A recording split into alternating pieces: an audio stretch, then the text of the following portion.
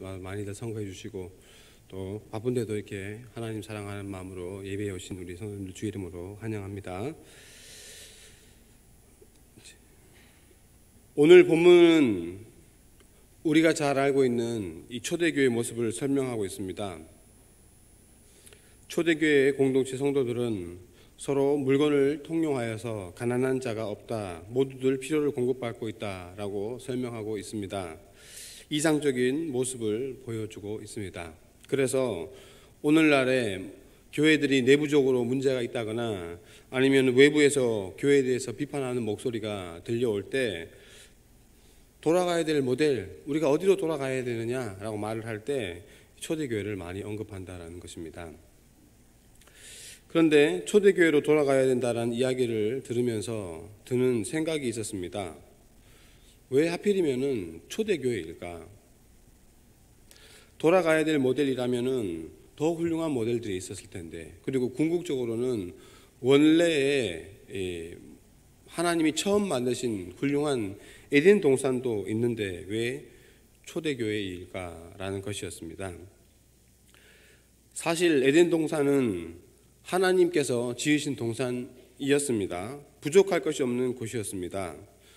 죄로 인하여서 인간들의 출입이 통제되기 전까지 에덴 동산은 모든 것이 완벽한 곳이었습니다. 하늘과 땅 그리고 그 속에 있는 모든 만물들은 하나님의 섭리 가운데 운행되고 있었습니다. 그리고 동산 안에는 하나님께서 하나님의 호흡을 불어넣어 하나님의 형상을 따라 만든 아담이 있었고 그 아담은 지혜와 능력이 탁월했다라고 합니다.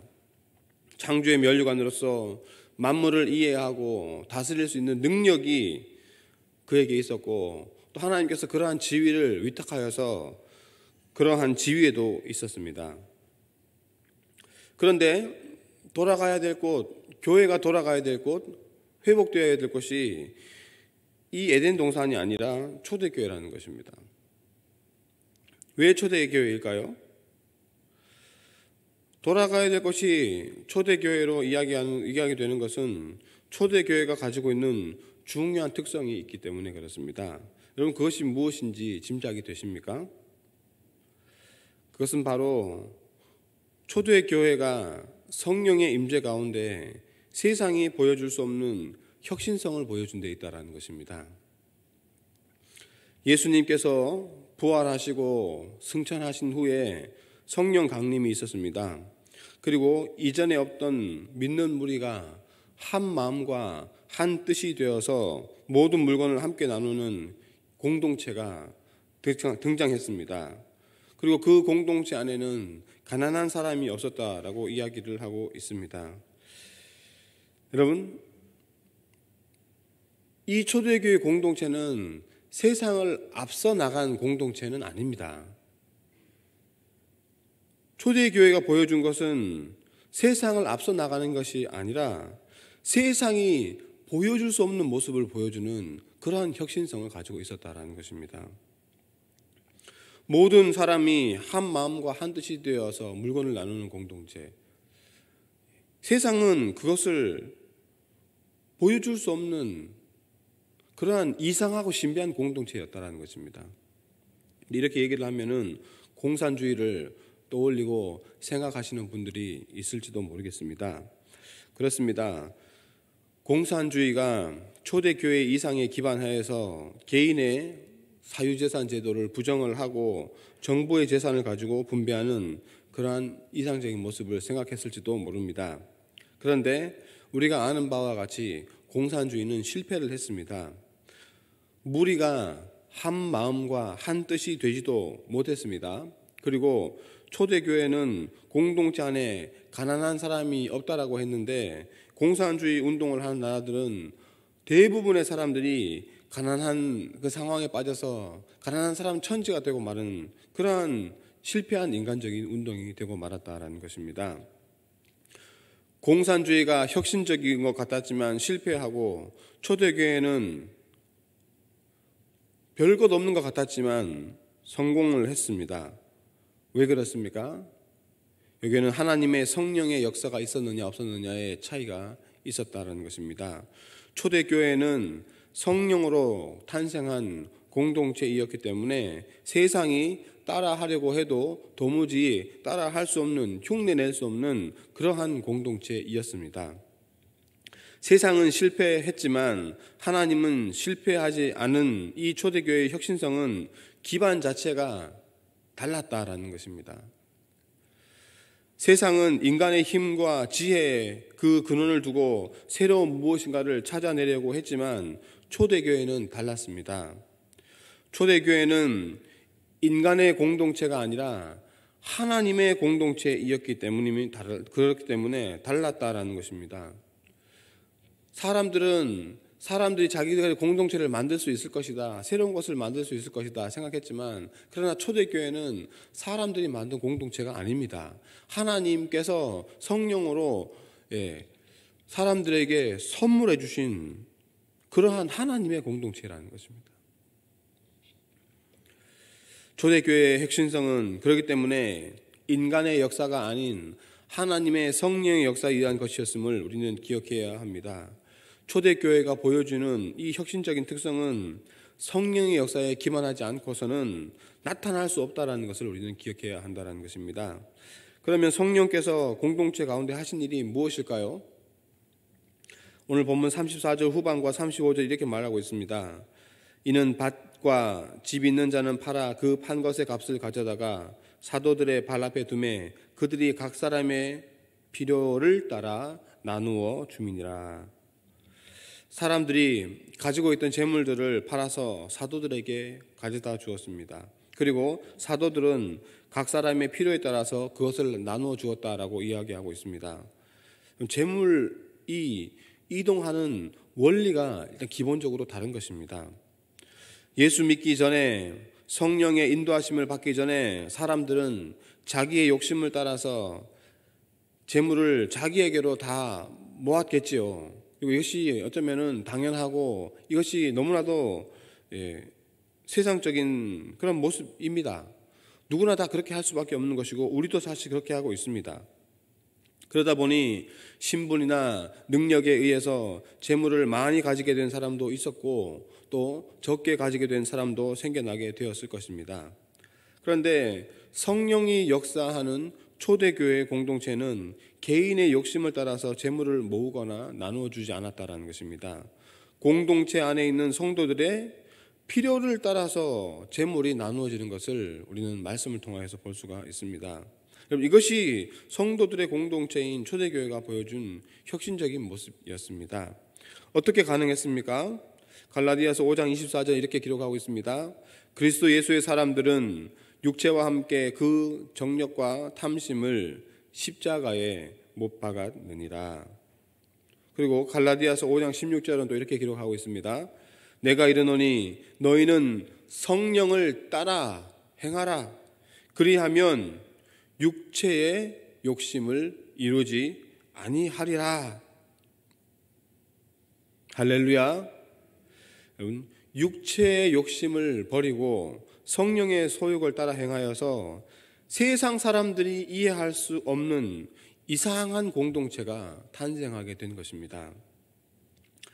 그런데 재미있는 사실은 오늘날 이런 일이 일어나면은, 이 초대교회와 같은 유사한 사건이 일어나면은 사람들이 좋아할까요? 아니면은 이상하게 생각할까요? 우리 성도님들은 좋아할까요? 아니면 이상하게 생각할까요? 제가 이제 목회를 해야 되겠다라고 결심하기 전에 청년의 신분으로 다니던 교회에서 있었던 일입니다. 어느 날 청년부 예배를 드리는 중에 우리 설교 가운데 우리 청년부 목사님께서 이렇게 말씀을 하셨어요. 근데 그 말씀이 저에게 너무나도 충격이었습니다. 충격. 여러분들이 저한테 선물을 많이 가지고 오시는데 그것을 제가 제 책상에 잘 쌓아두고 있습니다. 그리고 저를 찾아오시는 분들에게 필요한 대로 잘 나눠주고 있습니다. 그러니 너무 많이 가져오지 마시고, 그리고 저한테 주신 것을 다른 분이 가져갔다고 해서 섭섭해하지 마시기 바랍니다. 그렇게 말씀하시는 걸 듣는데 선물 주신 분이 있다면 저 얘기를 들으면 정말 섭섭할 수도 있겠다. 어떻게 저렇게 말할 수 있을까? 주는 사람은 생각도 하지 않는가? 그런 생각이 들었습니다. 그런데 시간이 점점 지나면서 저도 청년부 목사님이 겪었던 그런 상황에 이제 부딪히게 되는 거죠. 성도님들이 아니면 또 주변의 지인들이 목회를 한다고 불쌍히 여겨주셔가지고 예, 불쌍히 여겨주시더라고요, 진짜. 그래서 선물들을 가지고 오시는데 부담이 참 되는 것입니다. 이거 예수님이 받아야 될 이 칭찬과 이 모든 선물인데 가져오는 선물들을 다 돌려보내야 되나? 아니면은 세상 사람들 하는 것처럼 장부에다 다 적어놓고 다음에 다 갚아줘야 되나? 이렇게 주의 일을 한다는 이유만으로 받으면서 살아도 되나? 복잡한 여러 가지 많은 생각들이 이제 머릿속에 떠오르고 한참 동안 오랫동안 이제 고민을 하게 되었죠. 그러다가 처음 이제 목회를 시작하면서 가졌던 마음을 돌아보고 예수님의 모습을 이렇게 보면서 생각을 하게 된 것입니다. 참 그렇구나. 목회자는 하나님의 공동체인 교회를 섬기도록 부르심을 받은 사람이지 받기만 하고 살라고 부른 사람은 아니지. 성도들이 가져다 주는 것은, 또 아는 분들이 가져다 주는 것은 내게 준 것이 아니라 내게 맡긴 것이로구나. 그리고 나는 주님께서 사람들을 통해서 내게 보내주신 것을 잘 간수하고 있다가 필요에 따라서 이리저리 신나게 쓰면 되겠구나. 그렇게 생각을 하게 된 것입니다. 초대교회도 사람들이, 밭과 집 있는 사람들이 그것을 파는 값을 사도들의 발 앞에 갖다 주었는데, 사도들도 여러분 그 필요에 따라서 잘 사용했잖아. 이렇게 생각하니까 마음속에 이제 평안이 임한 것입니다. 할렐루야. 근데 성도님들 입장에서는 어떻습니까? 저는 이제 마음이 평안해졌는데 성도님 입장에서는 어떨까요? 감사한 마음으로 선물을 했는데 목사님이 그걸 책상에 쌓아두고 있다. 그리고 그렇게 있다가 사람 올 때마다 하나씩 꺼내준다더라. 그리고 선물을 했는데 다른 사람들이 또 가지고 있다고 그러더라. 그럼 어떤 마음이 드시겠습니까? 저도 제가 그 청년일 때는 그 목사님이 참 이상한 분이구나. 그 당시는 그렇게 생각을 했는데, 우리가 속한 교회와 또 그 본래의 모습을 생각해 보니까 그분이 추구하려고 했던 것이 초대교회의 모습이 아닐까라고 생각이 들었습니다. 초대교회처럼 전 재산을 다 팔아서 갖다 바친 것은 아니지만 작게라도 이렇게 함께 나누는 필요에 따라서 이렇게 쓰는 그러한 모습을, 그러한 역사를 써 나가려고 했던 그러한 모습이었구나라고 이해를 하게 되었다라는 것입니다. 우리는 초대교회의 이 혁신을 이야기하면서 혁신적인 것을 생각하면은 그런 걸 많이 생각을 합니다. 휴대폰이 편리하지 않던 시절에 아이폰이 나와서 정말 편한 기술이 나와서 발전을 크게 이루었구나. 또 개울가에서 빨래를 하는데 그거 일상이었는데 세탁기가 나와서 집에서 빨래를 하니까 얼마나 편한지, 손에 물을 많이 묻히지 않아도 되니까 너무 좋구나. 이것이 혁신이다. 이렇게 생각하기도 하고, 그리고 이제는 세탁한 옷을 꺼내서 옷걸이에 널고 말리고 접고 이 난리를 했는데 건조기가 나와서 한 번에 이렇게 다 옷을 말려주니까 이 그 시간과 노력을 얼마나 줄일 수 있으니까 이것이 바로 삶의 혁신이구나. 그렇게 많이 생각하고 말하곤 합니다. 근데 여러분, 교회가 보여주는 혁신성은 세상이 보여주는 그런 혁신성과는 다른 면이 있다는 것입니다. 세상은 눈에 보이는 것 가운데 이렇게 새롭고 뭔가 신비로운 것을 만들어내고 그것을 줄 때에 그것이 혁신적이다라고 말하지만, 하나님의 교회는 성도들의 마음에 놀라운 변화가 나타나서 세상 사람들과는 다른 생각을 하게 될 때 하나님이 원하시는 그러한 모습에 만족하며 기뻐할 때 거기에 혁신적인 일이 일어났다라고 말한다는 것입니다.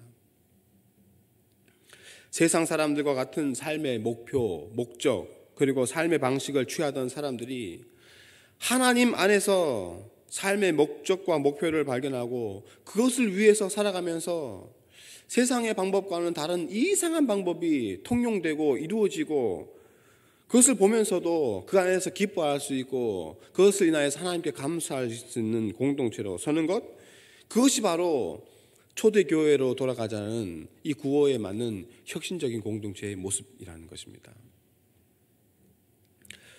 이렇게 말하고 나니까 또 궁금증이 생깁니다.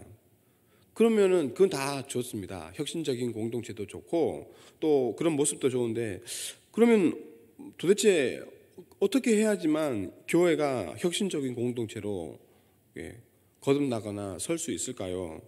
사람들 마음 가운데 혁신이 일어나게 되는 그러한 근원, 능력 아니면 도대체 무엇 때문에 그런 일들이 일어날 수 있을까요? 여러분, 교회를 새롭게 하고 교회를 갱신하게 하고 교회를 혁신적으로 만드는 그 근원은 무엇일까요? 33절 말씀입니다.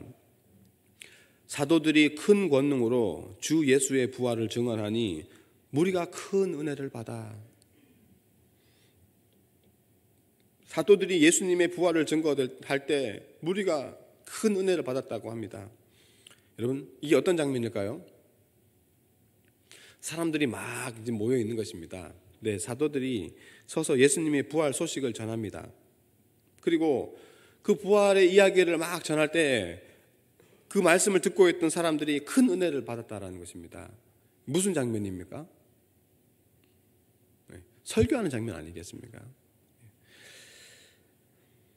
다른 말로 하자면은 사도들이 설교하는 것을 보고 무리가 이 큰 은혜를 받아서 그 가운데 놀라운 변화가 나타나는 혁신적인 일이 일어났다. 마음의 변화가 크게 나타났다는 것을 보여주고 있습니다. 그렇습니다. 사람들의 마음에 그 변화, 놀라운 변화를 일으킨 것은 다름 아닌 하나님의 말씀입니다. 말씀이 믿는 자들 가운데에서 혁신을 일으키는 것입니다.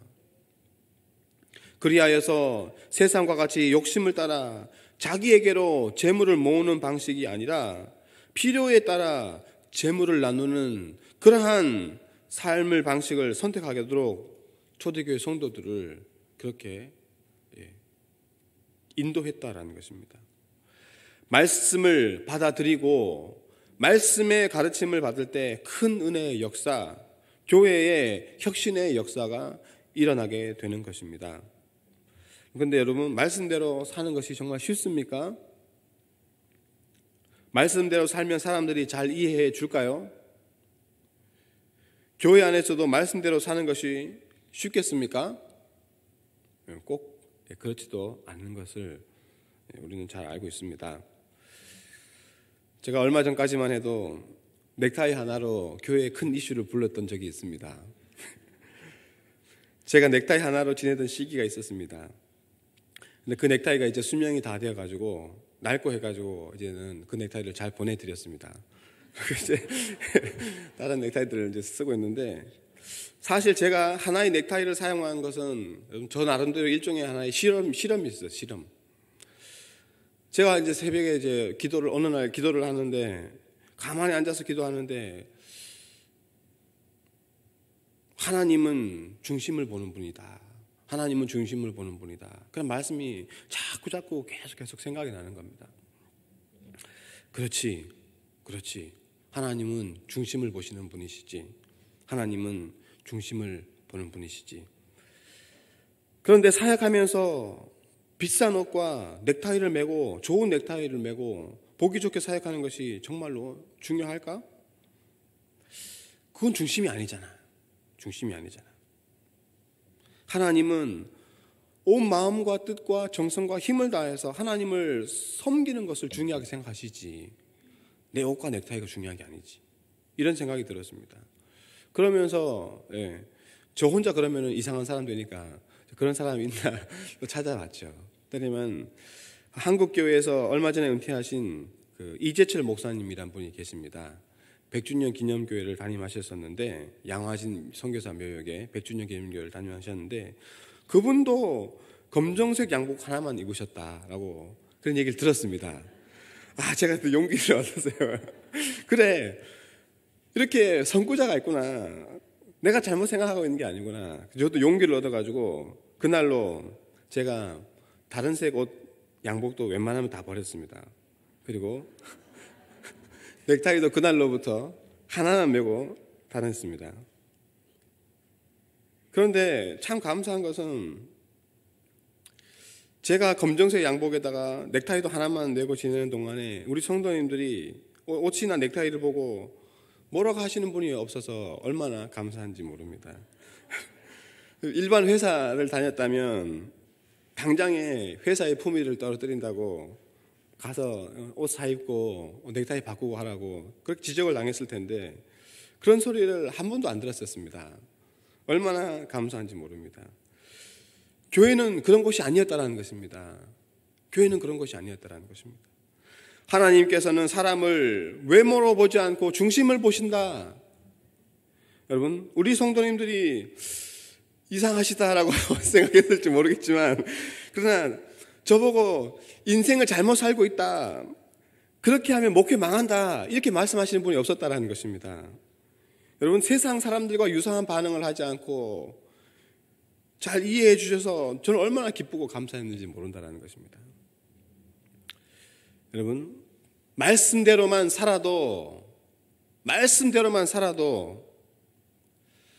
그 가운데 세상이 보여줄 수 없는 마음의 혁신이 이루어지는 것입니다.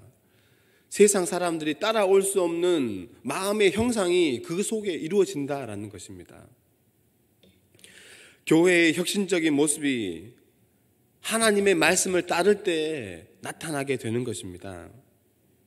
하나님과 교회의 성도님들 혹은 믿지 않는 사람들이 교회에서 보고 싶은 것이, 여러분, 옷 잘 입는 목사이겠습니까? 아니면 말씀을 바르게 전하고 말씀대로 살기 위해서 몸부림치는 목사, 그리고 그런 성도들일까요? 하나님께서 정말 교회 안에서 보고 싶어하는 사람들이 비싼 옷을 입고 와서 화려하게 장식을 하고 와서 그렇게 예배드리는 예배자일까요? 아니면은 통회하는 심령으로 하나님께서 자기를 용서해 주시기를 간구하고 또 하나님의 말씀대로 살기 위해서 애쓰는 그러한 성도일까요? 교회의 혁신은 말씀을 따르는 가운데 일어나게 되어 있는 것입니다.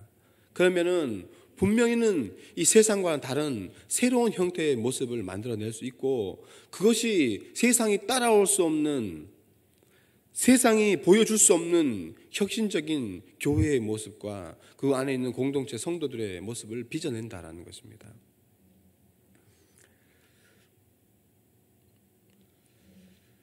제가 성도들과 성경 공부를 하면서 참 깜짝 놀란 게 뭐였냐면, 하나님께서 이 성도들을 우리를 지지하고 가르칠 때 말씀으로 가르치시고 말씀으로 양육을 하시죠. 그런데 우리가 하나님에 대하여서 가지고 있는 생각은 어떤 분이시냐면은, 하나님은 말씀을 만드신 분이십니다. 맞습니까? 그리고 말씀을 우리에게 주신 분이십니다. 맞습니까? 그렇죠. 그래서 하나님께서 우리에게 명령하시고 말씀하시고, 하나님께서는 말씀 위에 계시다, 말씀의 창조자이시기 때문에 말씀 위에 계시다라고 생각을 하는 거예요. 그래서 우리는 하나님께서 말씀하시면은 들어야 되고 순종해야 하는데, 하나님은 언제든지 자기가 말한 것을 마음대로 바꿀 수 있는 그러한 분으로 은연중에 마음속에 생각하고 있다는 것입니다. 마치 무엇을 대하듯이 생각하고 있습니까? 마치 하나님을 회사 사장님 대하듯이 그렇게 생각하고 계신 거예요. 여러분, 하나님이 정말로 그러신 분이십니까? 하나님은 종업원들에게 지시하고 자신은 그렇게 따르지 않는 사장님과 같이 자기 백성들에게는 이렇게 명령을 선포하고 말씀하시고 자기는 그 말씀을 따르지 않는 그러신 분이십니까? 여러분, 그러지 않다라는 것입니다. 세상 사장님들은 자기 종업원에게 필요한 것들 명령을 다 내려놓고 자기는 그거 하나도 안 따르면서 살아가지만, 그러나 여러분, 하나님께서는 자기가 말씀하신 것에 자기도 매이신다라는 겁니다. 그래서 자기가 말씀하신 것을 함부로 변개치도 않으시고 그 말씀에 자기 자신도 순종하고 복종하는 모습을 보여준다라는 사실을 기억하셔야 한다는 것입니다. 그것이 세상에 보여줄 수 없는 하나님 나라의 혁신성이라는 것입니다. 여러분, 사람들이 죄를 범했을 때 그 죄를 속죄할 수 있는 방법이 무엇이었습니까? 하나님의 말씀이신 독생자 예수께서 오셔서 우리 대신에 십자가에 못 박혀서 피 흘리신 그 대속의 사건이라는 것입니다. 여러분, 하나님께서 말씀 위에 계시다면 우리들이 상상하고 우리들이 생각하는 대로 하나님이니까 죄 용서의 방법 이번에 바꿉시다. 한 번 실수했으니까 한 번 봐줍시다. 그래서 이번은 없던 걸로 칩시다 하고 새로 시작합시다 하고 넘어갈 수 있는 거 아니겠습니까? 그러나 하나님은 자기가 만든 피조물에 대하여서, 세상에 대하여서 그렇게 독단적이고 독선적이고 혹은 자기의 권한을 넘어서서 그렇게 자기 마음대로 행하시는 그런 분이 아니라는 겁니다. 하나님께서 말씀하신 그대로 이 선악을 알게 하는 나무 열매를 먹는 자는 죽을 것이다 말씀하신 대로 마음이 아프지만 사망 선고를 하실 수밖에 없었고, 그 사망 선고의 문제를 해결하기 위하여서 마음이 아프지만 자기의 독생하신 아들을 이 땅 가운데 보내셔서 그분을 못 박게 하심으로써 이 죄의 문제를 해결하셨다라는 것입니다. 여러분, 하나님께서도 말씀에 매이시는 분이십니다.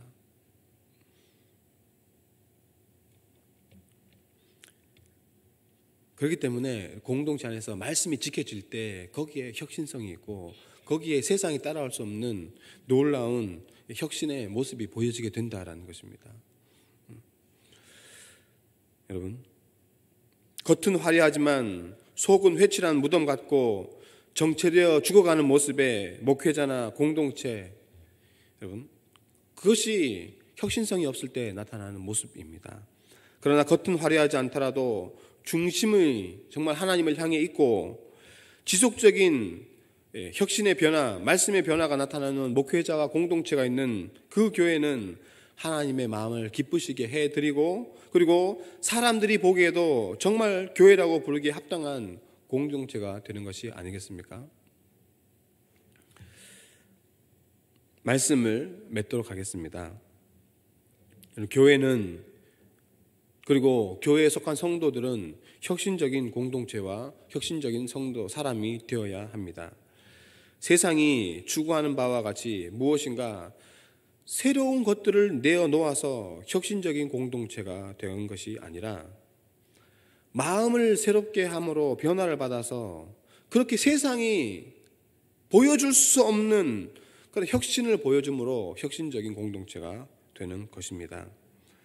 이러한 혁신은 성령의 역사 가운데 말씀을 따르는 성도들에게 하나님께서 주시는 선물과 같은 공동체이고, 그 하나님의 말씀을 따를 때에만 교회는 온전히 혁신의 공동체의 그 경험을 할 수가 있게 되는 것입니다. 사랑하는 대광의 모든 성도님들은 성령 안에서 말씀을 따라서 성도와 교회의 온전한 혁신을 경험하시기 바랍니다. 그래서 세상 사람들이 알지 못하는 하나님 나라의 신비를 풍성히 누리시기를 바랍니다. 그래서 정말 주님께서 원하시는 이 초대교회의 모습, 혁신적인 모습을 경험하고 그것을 나타냄으로 말미암아서 하나님께 영광이 되고 많은 사람들에게 이전에 없던 새로운 세계를 경험하게 해주는 그러한 전도자로서의 역할을 잘 감당하시기를 주님의 이름으로 간절히 축원을 드립니다.